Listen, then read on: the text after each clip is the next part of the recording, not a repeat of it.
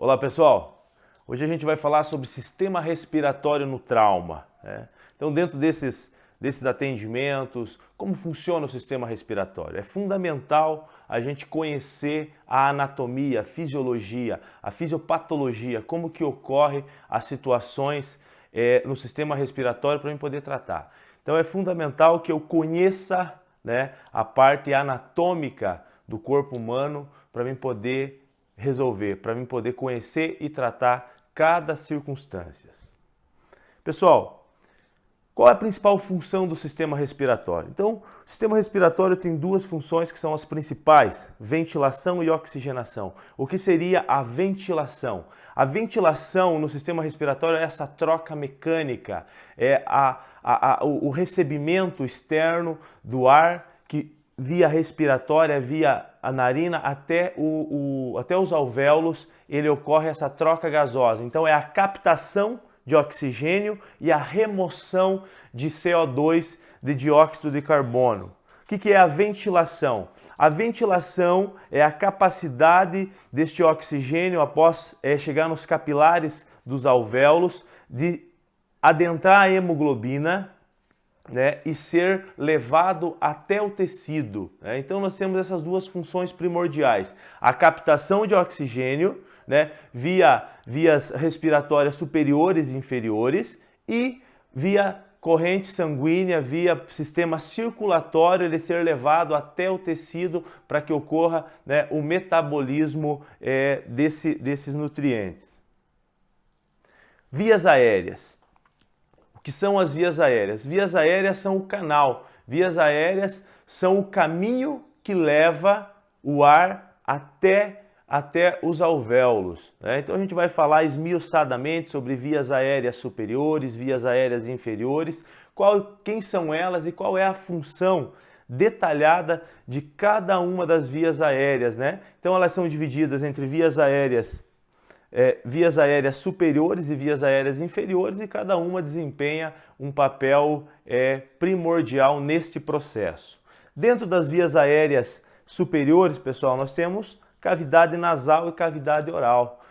Cavidade nasal filtra, umidifica, né, e aquece o ar. Então essa primeira filtração já ocorre, né, na parte das vias aéreas superiores, via aéreas nasal. Via aérea oral, ela também é um caminho, né, para o ar, mas porém ela não faz esse processo de umidificar, de filtrar e de aquecer o ar. Temos a faringe, que ela é dividida em nasofaringe, orofaringe e hipofaringe. E temos também a laringe já adentrando a via aérea com função única respiratória, né, e da fala também, porque ela também contém as cordas vocais, e a gente vai falar mais detalhadamente sobre elas. Pessoal, o que é importante aqui a gente entender, né? As conchas nasais, né? Então a principal função é o quê? Receber o ar externo, o ar atmosférico. Aqui ocorre o quê?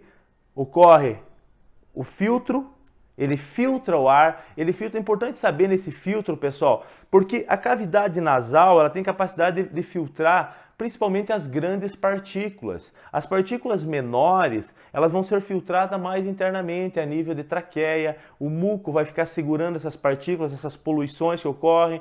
Ela vai ocorrer também lá nos brônquios, nos bronquíolos, e quando chega para fazer a hematose, para fazer essa troca gasosa nos alvéolos, o ar, né, o oxigênio que vai ser inspirado, o oxigênio que vai ser absorvido, ele chega com uma pureza muito maior. Pessoal, então todo esse canal aqui, ó, né, nós temos em duas imagens aqui, são todas as conchas nasais, onde ocorre esse início de filtração. Pessoal, aqui na parte posterior das conchas nasais já começa a faringe. A faringe tem em média aí de 12 a 15 centímetros. Nós temos a faringe, né? A nasofaringe. A nasofaringe, importante falar, pessoal, que ela tem mais somente essa filtração de oxigênio, do ar que é inalado.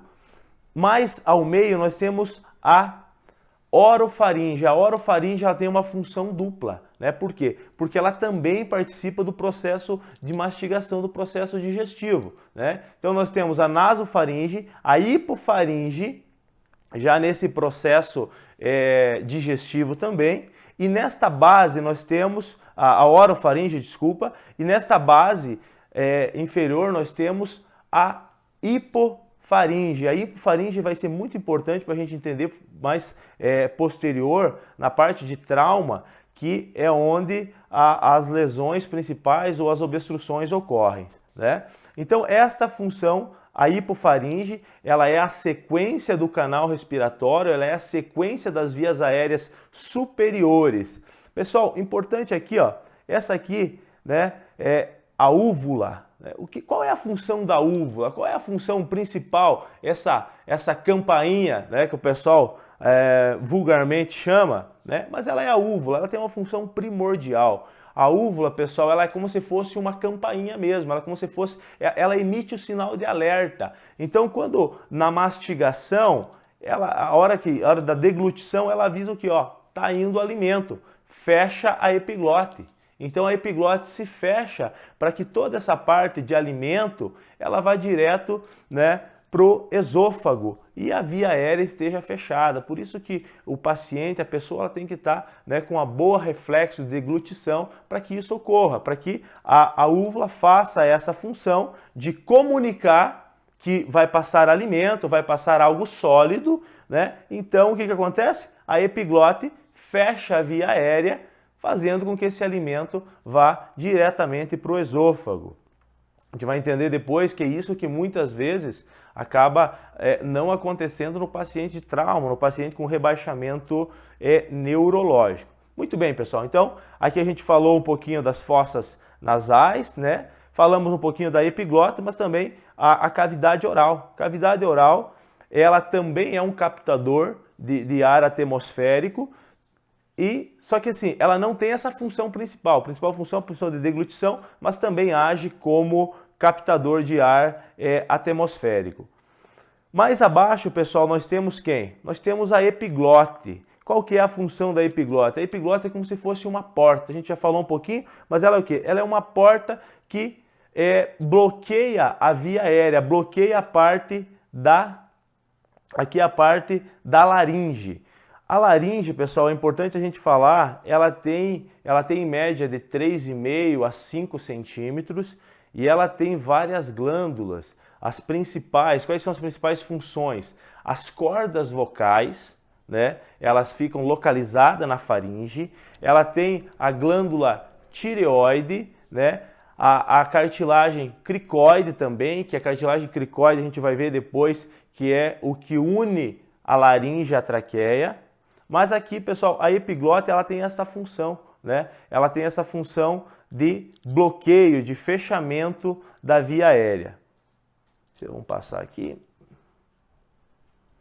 Pessoal, agora esmiuçando um pouquinho mais a laringe, só para vocês conhecerem as posições que elas se encontram na via aérea, onde ela se localiza aqui a nasofaringe, com função de captação de ar, juntamente com as outras cavidades, a orofaringe, que tem parte respiratória e oral de deglutição, e a laringofaringe ou hipofaringe, localizada na parte exterior. Pessoal, é importante falar, a hipofaringe, a laringofaringe, ela fica localizada na base do esôfago, né? Então nós temos aqui a parte do esôfago e já a abertura da via aérea para laringe.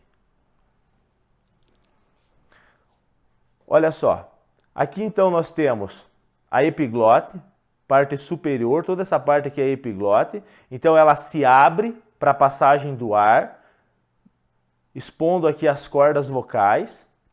Então aqui nós temos as cordas vocais inicialmente, aqui nós já temos o anel da cricoide, a gente vai entender posteriormente a importância dessa cartilagem no trauma.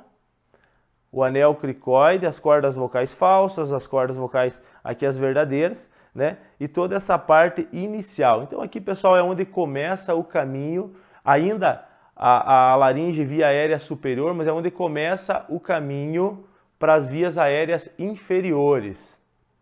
Aqui para vocês entenderem um pouquinho mais, nós temos aqui, né, a cricoide aqui inferiormente. Então essa aqui é a cartilagem cricoide que une a traqueia à laringe. Aqui a tireoide, pessoal, que é importante a gente conhecer para poder localizar para possíveis uso de emergência aqui da membrana cricoide. Pessoal, essa é a parte aqui, já adiantando para vocês, essa é a parte onde ocorre a cricotireoidostomia de emergência, né? Ou seja por punção, ou seja com cânula cirúrgica, é aqui que ocorre a abertura, né? Então sempre ocorre um corte vertical, expondo a cartilagem, né? As cartilagens aqui, e no encontro entre cricoide e tireoide, nessa membrana aqui onde ocorre, né, a incisão, onde ocorre o corte para introdução de uma via aérea avançada. Pessoal, essa imagem, ela mostra o quê? Ela mostra a abertura da via aérea, a laringe com o esôfago. Vocês verem que elas ficam muito paralelas.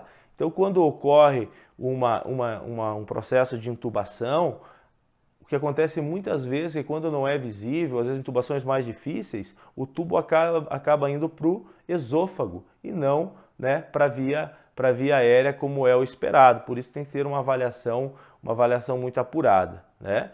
Então, só para vocês verem a diferença é que as cordas vocais sempre estão expostas nas laterais, a via aérea é sempre no formato de um triângulo, né? E aqui embaixo nós temos o esôfago. Pessoal, então, só para recapitular, dentro de vias aéreas superiores, quais são elas? Cavidade nasal oral, faringe, dividida em nasofaringe, orofaringe e hipofaringe, e a laringe. Lembrando que a laringe ela contém diversas estruturas, mas as principais para nós elas são quais? As cordas vocais, já na abertura, a epiglote, que se funciona como uma porta de fechamento para que não ocorra a entrada de sólidos, né? A membrana, a glândula tireoidea e a membrana cricoide, ligando via aérea superior em vias aéreas inferiores.